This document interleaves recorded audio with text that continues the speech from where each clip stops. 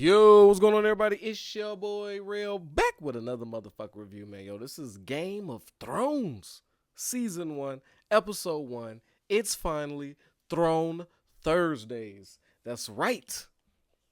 We in the building for Thrones Thursdays. Now, in honor, I'm super excited to do this because now in honor of House of Dragons dropping next month on the 21st, it's only right that when I take this little trip back in time, we start from season 1. It's House of Dragons prequel. I'm excited.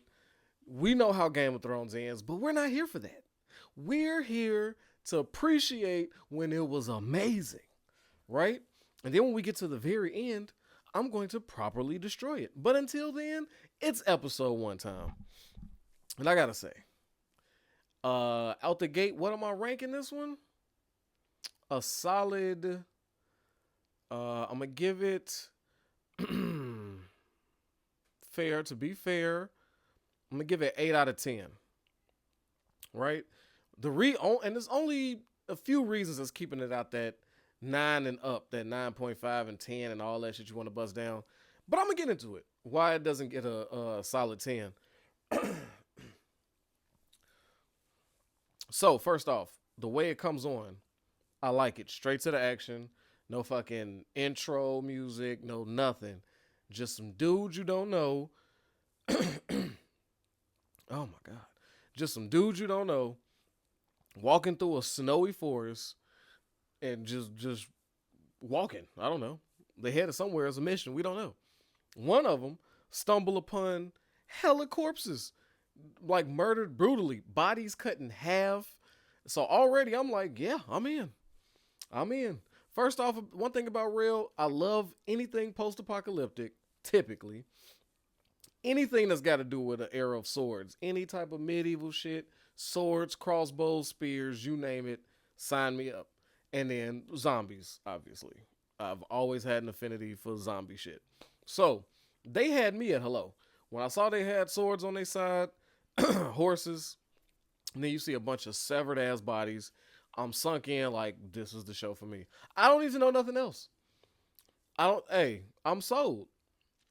And then when he looks back looking terrified, as anybody would, just dismembered bodies like perfectly cut in half. Don't look like it was no sawing or nothing. They look like one strike kills. And anything able to do that is something vicious. So then he takes a look back and see a girl impaled on a tree. I said, oh shit, they killing children. See, that's how a show will dictate to you exactly what they about in them early episodes. So right now, what's on the table? Big murder. You're gonna get gore. You're gonna get dead kid. Once you unlock the I'm gonna kill a kid thing, anything is up. Anything is up. Because a lot of shows try to steer away from killing babies, killing kids, all that type of shit, because it's just like taboo. It's just like something you don't want to be a part of. But when you started off like, yes, you see this beautiful little girl, she's impaled on a tree. This is what type of time we on. So I'm like, holy shit, Game of Thrones. Okay, let's go. He's terrified, rightfully so. So he goes back, tells his people, yo, niggas is dead. We need to get up out of here. These people is looking brutal over there. Let's go. And then you got the asshole that think it's something called, they think it's wildlings. So when you hear the word wildlings, you like, okay, forest people, you know, your random nomads type, just out there. And then you go, okay, that's what I'm gathering. I don't know what the fuck a wildling is, but if I had to put 2 and 2 together, it sounds like, because they're not making it a threat. And he's explaining, like, you know how wildlings are. They fucking rob, steal, and kill, and they do all this other shit. It's just some wild. So then you thinking like, okay, it's a band of these motherfuckers. And he like, no. Wildlings, I've never seen no shit like that in all my life. Never heard of no shit like that. No. So now Buddy looks like he's in charge. He's like, okay, let's go. We're going that way. My man said no. We go that way, death. Let's head back to the wall. We could talk about this later. Maybe come back with more people, regroup. I like his energy. When you feel that, you got to get out of there. But Buddy, just like any other asshole manager, is like, nah, bruh, I don't believe you. And even if it is, stop being a pussy.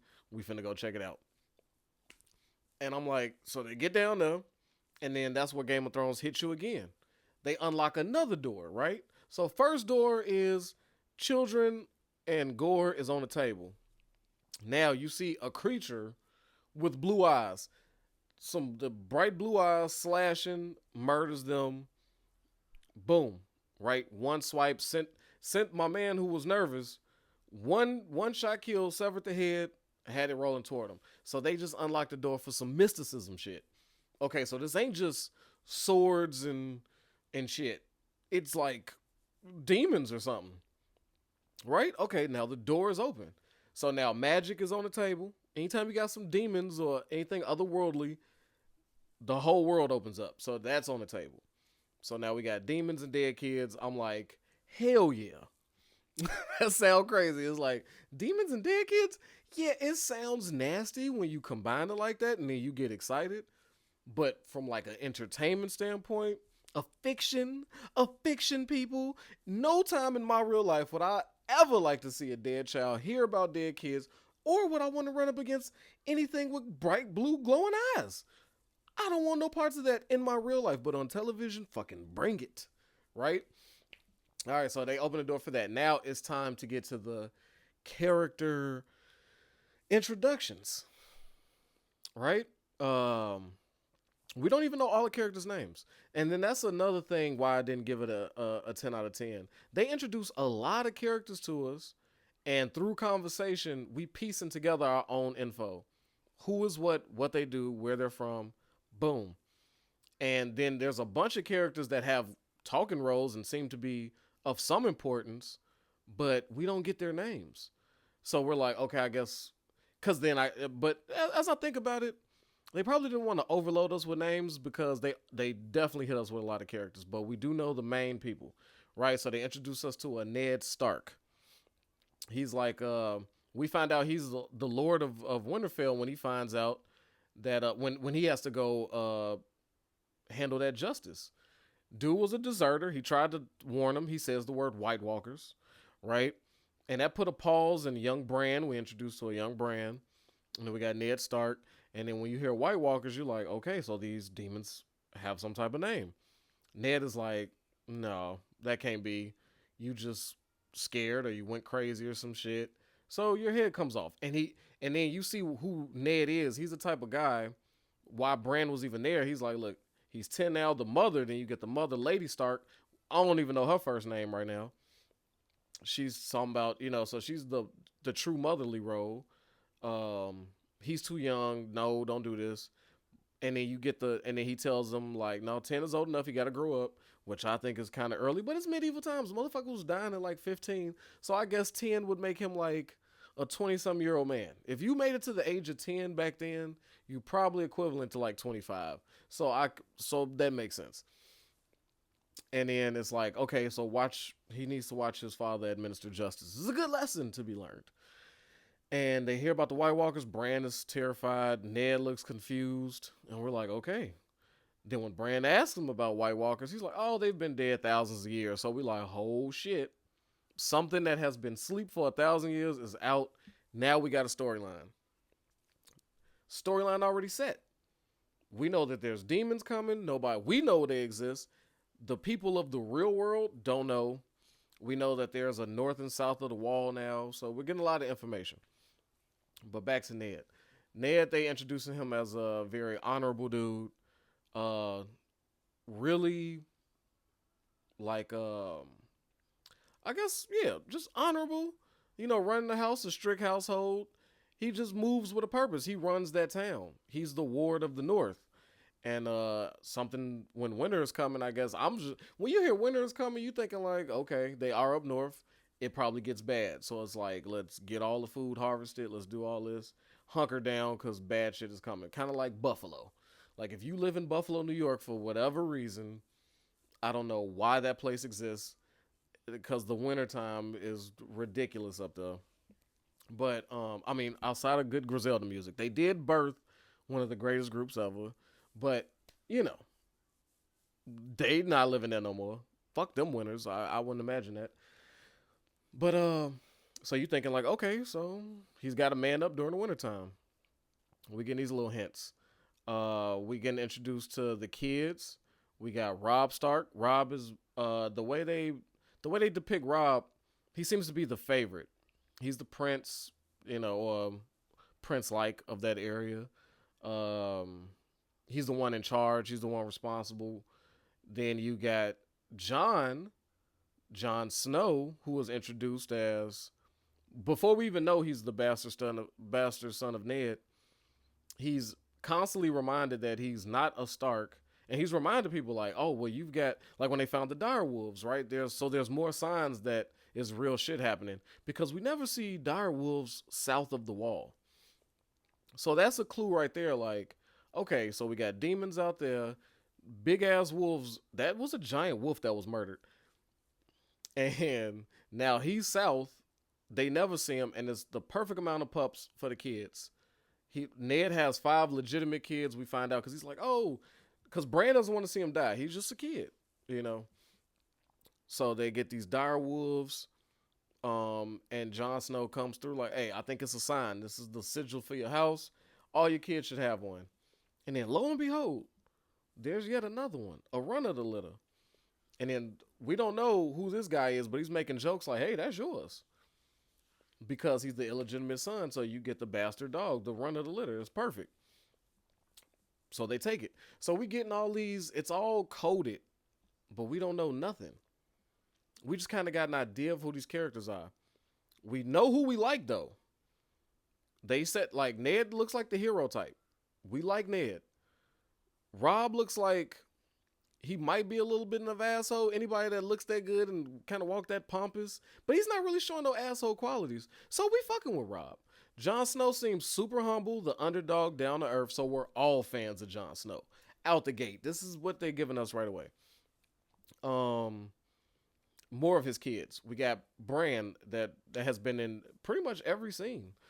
Bran was shown a lot in here, but we come to find out later on that he's a driving force for a whole nother storyline.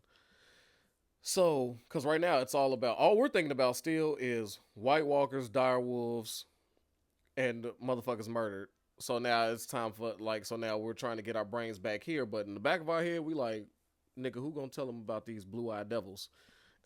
And no offense to my people. But then we got another kid. We got Bran. We see him training with bows and arrows. He's just growing up to be one of the guys. So we see him as the kid that's just coming up to be one of the people that his older brothers are.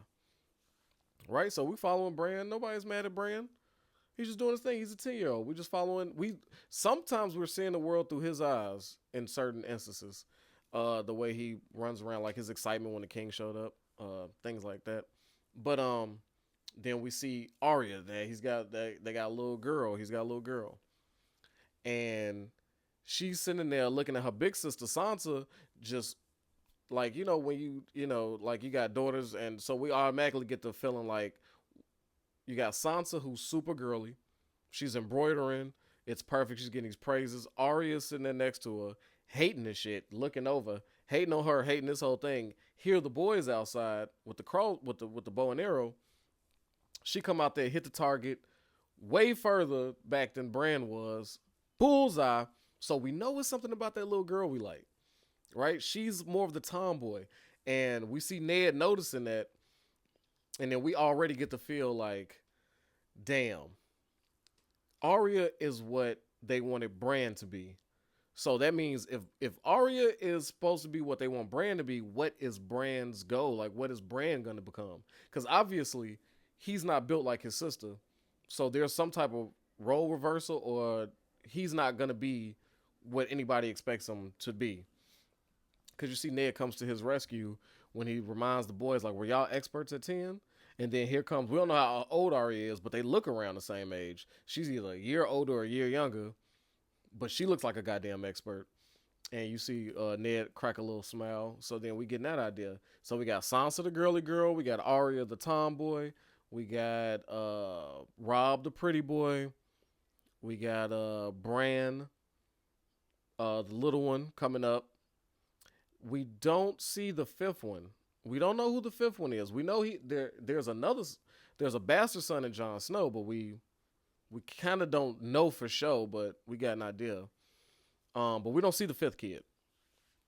So, but we know it's five because the dire wolves are getting passed out. We don't even see the fifth kid getting a dog. We don't see none of the kids except for Bran getting one. But yeah, so that's the kids we know about right now. And then you got who's another character they introducing? So then they go over to the Lannister side, right? Now they taking us to a place where it's like, okay, let's see. They take us to these different lands. We know that Ned and them is in Winterfell, and then we know there's a King's Landing, and we that's where we get introduced to Cersei and Jaime out the gate. Jaime looks like a fucking prince from a fairy tale. Perfectly coiffed blonde hair. The whole family's blonde, so we're like, okay, there's a blonde thing happening with this group. Um, and then we see them meeting over the death of some dude we have no idea, but he's got some creepy stone eyeballs that's open. That is the freakiest shit I've ever. I was just like, this is not right. I wouldn't want that when I die. Please, if you're gonna put coins on my eyes, I'm used to coins. Don't take time out in arts and crafts to make eyeballs and put them on these rocks and throw them on my shit. I don't like that. So then we get a little funny conversation where they go, "You think he knew about us, or he told anybody, or something?" And we don't know what the fuck they're talking about, but we know it's nothing good. And he convinced her, like, "Well, I doubt it, but if he did, we'll never know. He died with that shit." Right? So now we got them brothers and sisters, Jaime and Cersei. So far, no hate. We have no feelings about them. Then we get Robert Baratheon, right? Now we find out who the king is, the man who runs all this shit. And we get him via message by Crow, which I'm like, I've never understood that in all the medieval shit I've seen. I've never understood how you train any type of bird, hawk, pigeon, crow. How do they become messengers? How do they fly? How do they know where to go? How do they know who to give it to? Is that even a thing? Is that just like a myth? Is that like an urban legend that birds can take little notes and take them exactly to the person you want fucking miles away? I still don't believe it. But anyway, the crow comes through. Two pieces of bad news. One, the guy that we saw dead with the creepy stone tablet eyes was like a father figure to Ned. Lady Stark informing him he's passed. She's there to console him. And she's also there to tell him, like, yo, via this death, the king is coming to visit us. And Ned immediately knew. He immediately knew what time it was. He said, he's coming for me. He's coming to have me work for him. He wants me to take the position of that dead guy, which is the hand of the king. So we're like, okay, we're getting good info. I'm still haven't forgot about these fucking White Walkers though. But now I'm getting more into the characters and where they're gonna fit in later on. And then so Robert pulls up. You got Cersei coming with him. Well, you got the whole Lannister gang. The whole Lannister gang is about to pull up. But we get Robert Baratheon. Him and Ned take a little walk off while everybody, while the feast and stuff is getting prepared. And they share a moment together. So what we find out through their relationship is they grew up together. They know each other, at least we know, since 16. And they was bonding over the death of the guy that just passed, the whole reason that he made this trip out there. And we see that Robert was in love with Ned's sister. So they really tight. So these are bros. So Ned is the man up north. And his best friend, that was what I assume, his best friend is the king. And just like if any best friend was a king, like if I was the king of anything, I would want my boy to be my right hand. You know what I'm saying? I want him to be my trusted advisor. And we find out the hand of the king actually is a super power position. That is the person who fucking really runs the kingdom. Just like anything else.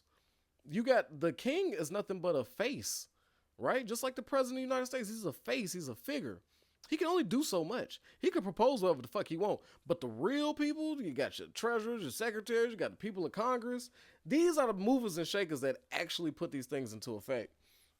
While the president is just, a voice to the people. something to look at. Go and yeah, I'm not saying they don't have any pull. Don't get me wrong. I'm not ridiculous, but for the most part, no, the man never really runs the day to day. No CEO is making sure payroll is getting done on time. That's what the HR department is for. That's what I'm talking about. No CEO was in the office every day making sure the whole office worked. That's what the office manager is for, or the vice president, or whatever the fuck. So that's what Robert Baratheon came to look for in Ned. And we love Ned because he doesn't want the job. Who wouldn't want to run the kingdom? Except for somebody who just loving his family, loving what he do. And we always want somebody like that to win. That's the perfect person for a power position. A person that don't want it. Right? So now we all over, you know, we head over heels in love with Ned. And when he checked him, when Robert came down there talking shit like, your sister should be buried on the mountaintop where she sees the sun. I like that Ned stepped to him and said, yo, that was my sister. This is where she belongs with her family. Meaning like, he did the proper thing. He kneeled down when Robert presented him with the offer. And, Robert was like, man, get up. You my boy. And then once he realized we on bro time, he checked his ass. Like, that's my sister's where she belong. So we know Ned ain't no sucker. He ain't doing nothing for power. He ain't trying to kiss no ass. I don't care. You my best friend. I'm going to check you. So we like Ned. We fucking love Ned. And personally, I like Robert. He said, look, I need somebody to run the kingdom while I'm out here whoring and hunting. I said, oh, you that type of king. You're the fun king. Who doesn't love the fun king? You can have a tyrant. You can have a motherfucker that's taxing you and need. Who wouldn't want the fucking fun king? So Robert Baratheon is the fun king, and I'm fucking with it. A fat, happy, fun man. That's what I'm getting. So I'm with it. Feast time, right? Now we see more of the Lannisters. We got Tyrion. So he's a dwarf for the family. He's at his favorite place, a whorehouse. So we know what type of time he's on. He's a man who loves to drink, loves to whore, but is super intelligent. And we know that because Lady Stark, when she was setting up everything for the people to come, she said, hey, put these books in Tyrion's room. I hear he likes to read so-and-so. And then that's when her servant or whatever came over and said, yo, but we need to make sure to look at him because he will drink like a motherfucker. And she's like, well, how much could he drink? Well, we about to find out tonight. I brought up hella barrels of wine, so let's get it going. So Tyrion so everybody's kind of connected. Everybody heard the stories, but we know Tyrion is intelligent. And when he's opening his mouth and he's discussing things with the whore he's with, they're having a rather smart conversation. He seems to be an observer of people. Jaime walks in to tell him to get ready. But you see the love between him and Jaime because, Jaime's the responsible one of the brothers. And he's like, look, you need to be on your best behavior. Get your shit ready. We're about to go up north, handle some shit. So we need you with us. Make sure you're there tonight. And what does he do? He sends more of the whores in there for him to have a good time and get this shit over with quickly. So there's a bromance with the bros right there. You can see the love. So we got it. We got that understanding. Now this is where, so the feast is where this whole episode goes down. This is where a lot of things culminate after we meet all these people. My personal favorite scene in here was the meeting between Tyrion and Jon Snow. This is when we find out that he's actually the bastard son of Ned. You know what I'm saying? And then if we notice early in the episode, when him and Lady Stark looked at each other, it was a little like, she was like a little irritated with him, and he was kind of like, oh, let me just look away. I don't want no problems. So, and now that we know that's the bastard son, we could just put those two together. But he seems to feel a way about being the bastard son through that conversation with Tyrion. But with Tyrion, what I really liked about it was he was just relating to him. He was calling him out. He's telling him like, yo, own that bastard shit. Because if the world gonna look at you like that, fucking own it. If you're gonna be a bastard, be the best bastard. Nobody can fuck with you. And then John's natural reaction is to snap, like, how the fuck you know about my life? How could you relate? And he's like, bro, I'm a dwarf. to a powerful man in a powerful family. Every dwarf is a bastard to their father. They didn't want them. You know, this ain't an era of caring and love giving, right? This is the time of, if there's a deformity, they might kill the child. I'm not. No, you will not disgrace us with this. We must be this type of family. You know what I'm saying? So this is not the 2000. This ain't nowhere near right here, right? So this is real shit. So I really like that interaction between them two. That was a really dope interaction right there. Another great scene when we get more of people's attitudes. We see Cersei and we see the reaction between Cersei and Sansa. And also in that same feast scene, we get more of Cersei's personality. We get that Cersei looks over, sees Robert Baratheon. She sees her husband out here kissing on whores, drinking, doing what he do. And she's just sitting there unbothered. She don't give a shit. She's fine. So we're like, oh, okay. She knows her role. But that's somebody to watch out for. You ain't emotional about this man clowning you in front of all these people that you've never met.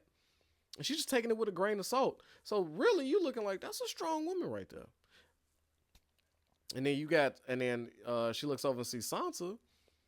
Sansa makes her way over because also in the cellar, Robert said, not only will you be the hand of the king because you don't have an option, we're going to join our families.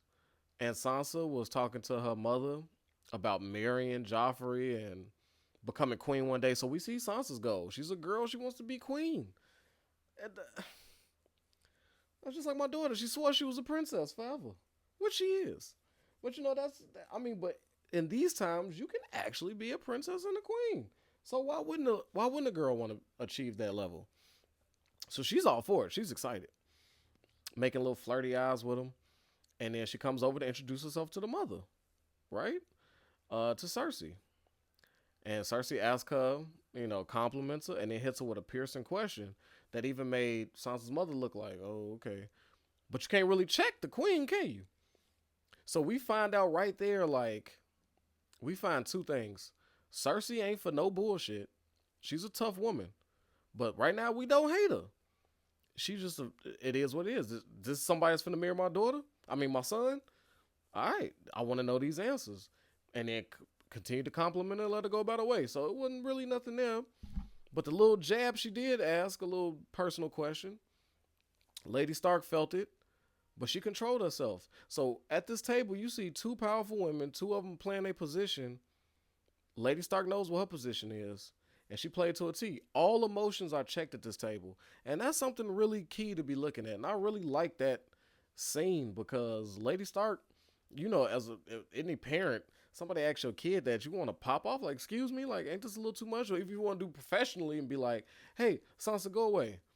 Maybe we should save those questions for after dinner or some shit like that. No, she let Cersei get her shit off, and they played polite. But I could tell right then and there, because Cersei was talking shit about the North, talking about how beautiful she was and how she shouldn't be hidden in a place like this. So Cersei let it be known she's not a fan of the North. I, too, wouldn't be a fan of the North. I'm not a man I like tropical weather. King's Landing looks pretty goddamn warm. South it is. Winterfell, you could fucking have that. Right? And then Ned keep talking about winter is coming. He said winter is coming twice. Right? And I'm like, the fuck is up with this winter? So I don't want to be North. I'm scared that it's finna be like the weather is finna be ridiculous. That's all I'm gathering. What else is good? So then after we get all these things in order,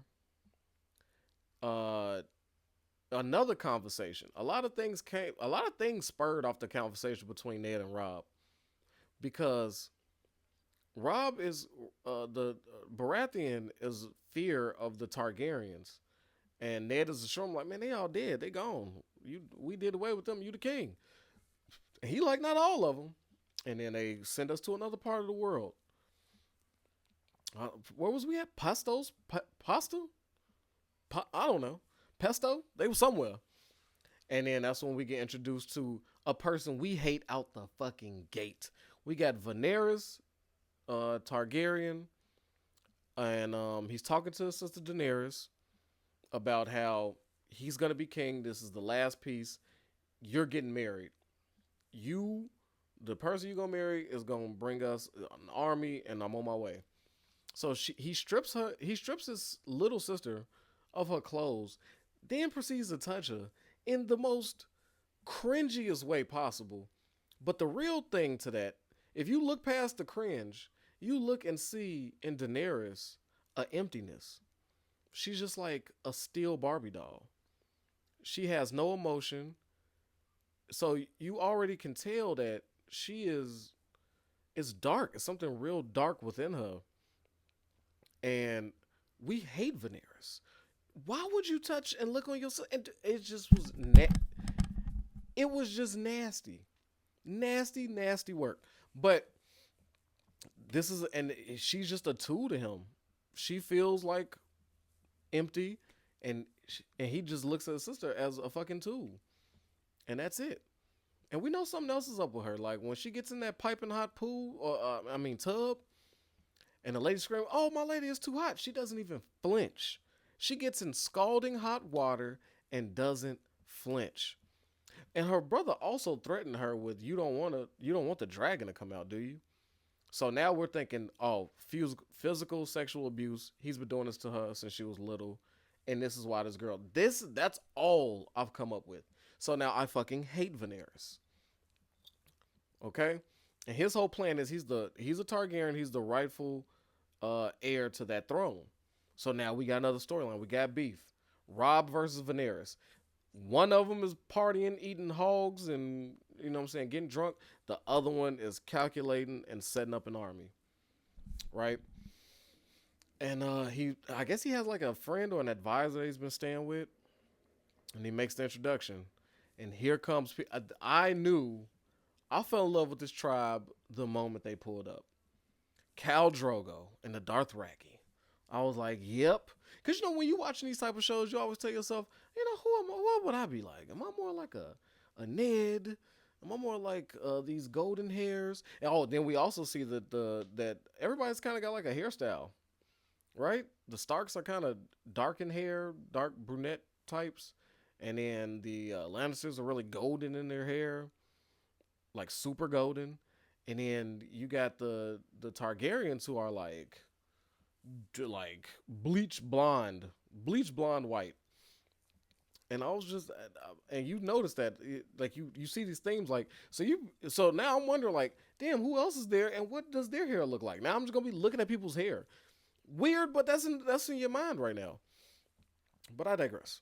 So yes, the Dothraki show up, and my boy Khal Drogo. When she's about to step out there, Daenerys about to step out there and introduce herself. He stops her and lets her know, like, yo, the Dothraki. He was like, that dude right there, Khal Drogo, is a fucking killer, right? You know what happens? If a Dothraki loses a fight, that ponytail he got, it gets cut to show their shame. When I saw it was down to the back of his thigh, I was like, oh, this nigga's a savage. And when he said, oh, it's never been beat, I'm like, oh yeah, I'm a Dothraki. I like it. Long hair, horses, they out here. And then the Dothraki wedding, oh my God, it went up. It was partying, it was nudity, it was dancing, it was fist fights. And then you come to find out, if it ain't at least 3 deaths at a Dothraki wedding, it ain't lit. I said, oh, these motherfuckers are savages. Oh, I'm in love. I can't wait to see the role they play with this. And she explained before the wedding, she explained to her brother, like, this is the first words we really ever heard her say, like formulating sentences. She says, I don't want to be married to him. I don't want to go there. I don't want to do this. And Daenerys, in true fashion, we hated him from the moment we seen him. He goes and says, I don't care if it takes all 41,000 of the soldiers to fuck you in order for me to get this war, in order for me to get this army. That's what you're going to do. And I'm like, yo, this dude is the ultimate piece of shit. I hate this man. Oh my God. But now we getting it all in place though. We see where everybody fits in. We see the major players, and it gets good. And then to wrap it all up, We got Bran doing what he does best to add us yet another storyline. That whole little secret thing between Cersei and Jaime, that they was all fear of something getting out and all this. Oh yeah, it's because they fucking. And now you like, okay, wait, so you have Daenerys and Daenerys Targaryen, a creepy ass brother, and now you just got a full on fledged consensual sibling fuckfest happening. This is disgusting. Now you hate the Lannisters. Why? Because of that. And then the fact that Jaime, with no heart, no feelings, boom, push Bran out the window. And this is right after they get another crow letter somehow explaining how he didn't just die of a fever, he was killed. Right? And because Lady Stark's sister had the dip. She said, no, they killed my husband. I fucking left. I was next. Watch out for them. They making a play for the throne. Right? So now we got several things happening right now. It was a hell of an episode. Still get 8 out of 10 because it was what I felt like it was almost overwhelming. Right? Like how I'm giving this review, it's a way you do things. Like it was great. It would have been a 10 if they just dumbed it down a little. Gave us a few less characters to try to keep our heads on, because there's 80 million storylines right now. We got these White Walkers that we don't know about. But we know mysticism now exists, okay? So I want to know more about this. And then you got Daenerys being gifted dragon eggs, but they were stoned over. So you like, shit, this was a world of dragons? Like, holy shit. So you like that, but you want to know more. But I guess that was kind of cool that they take something back. But you got the storyline of the Targaryens wanting to go to war and get his throne back. Then you got Jaime and Cersei, a secret nasty ass relationship, and also one where there might be a play against her own husband for the throne. And then you got these White Walkers out there outside the fence, and now Ned is smack dab in the middle of both. And then winter's coming, and we don't know what the fuck that is. So we just got hella storylines. I just felt like it was a lot of characters introduced, none of which we got a lot of names for. So we don't know everybody's name. We don't know everybody's role. We got some type of idea. But, you know, it was just a lot. It was one of those things where it was too much. Excellent first episode, though. You hooked. We definitely want to see more. But, yeah, so that was episode 1 of Game of Thrones, so I got to give that an 8 out of 10, right? And then the names are difficult. That's another thing. It's fucking hard to keep up, like, who is who is what? Like, it just was too much. But, you know, that's the only reason I get an 8 out of 10. But excellent, excellent episode, and I am excited to do it all over again because I'm noticing little things on the rewatch that I didn't notice before. One of which was the conversation between Tyrion and Jon, that was a birth of something for later on, and it was so overlooked. That was a great episode. Cersei's scene with Sansa was very fucking telling. From the gate, you saw the kind of woman Cersei was, and her feelings on perfection and how things are visually. But yeah, so yeah, I just noticed a few little new things. But yeah, man, this was Throne Thursdays. I hope you fucking enjoyed it, man. Getting them comments. Let me know if it was some little Easter eggs or things you didn't notice now that you're going through it, and maybe how House of Dragon is gonna start prior to this. I'm a little curious on that. But there's also a Discord for that, man. Get into you got the Discord is gonna be a room only for Game of Thrones. You want to talk Game of Thrones? Get in there. All right, man. But until then, protect your health, yourself, your wealth. Your boy Rail is out of here, man. Peace.